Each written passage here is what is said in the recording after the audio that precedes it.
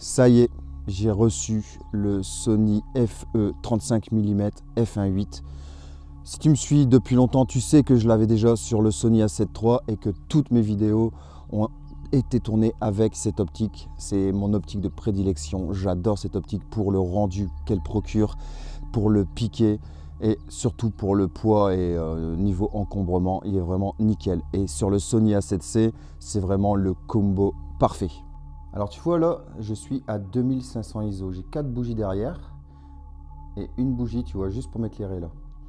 L'avantage du Sony A7C, de l'A7 III, c'est que c'est un plein format. Donc les photosites, ils sont plus grands, ils capturent mieux la lumière. Donc ce qui est un gros avantage par rapport à un micro 4 tiers comme le Panasonic GH5 ou le Fuji X-T4 que j'avais avant, où je ne pouvais pas monter au-dessus de 6400 ISO. Donc là, tu vois, je suis sur une scène que j'ai tournée à 200 ISO.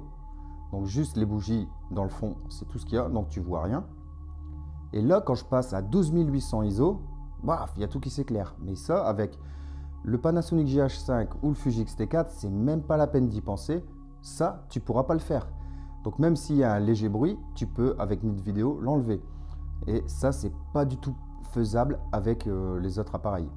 Et pour ça, Sony est vraiment excellent. 200, 250, 320, 400, 500, 640, 800, 1000, 1250, 1600,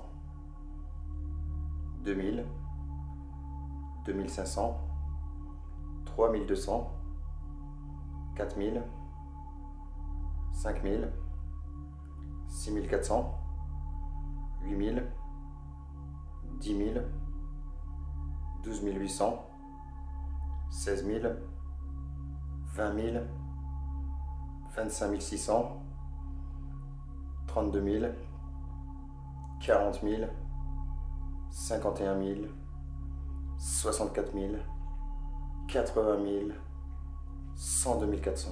Voilà en mode vlog ce que ça donne, tu vois l'autofocus il suit mes yeux. Donc le truc c'est qu'il faut vraiment, tu vois, tendre le bras, tu vois, pour vraiment avoir un plus grand angle. Mais si je le tiens un peu plus proche de moi, voilà, ça donne ça. Donc c'est vrai que c'est un peu plus chiant.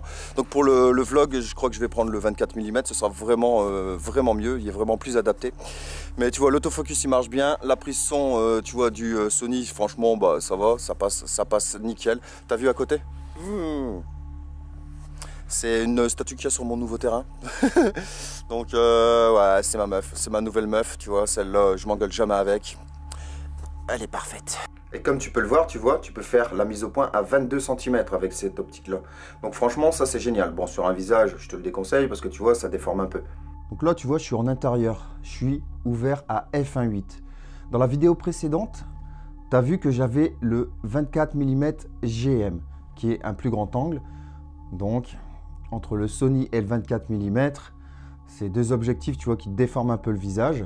Donc, c'est pas terrible pour faire du portrait. Mais vu le tarif que j'ai payé les deux, j'en ai eu pour déjà 1100 € rien que pour le 24 mm et 500 € pour juste le 35 mm. Donc, je pouvais pas partir sur un objectif portrait parce que je voulais partir sur le 55 mm Zeiss f1.8 qui était vraiment nickel et le 85 mm f1.8 de chez Sony. Et comme il me restait que 200 €, j'ai pris une optique en Chine, un Viltrox manuel 85 mm qui est vraiment exceptionnel quand je lis les avis pour le tarif.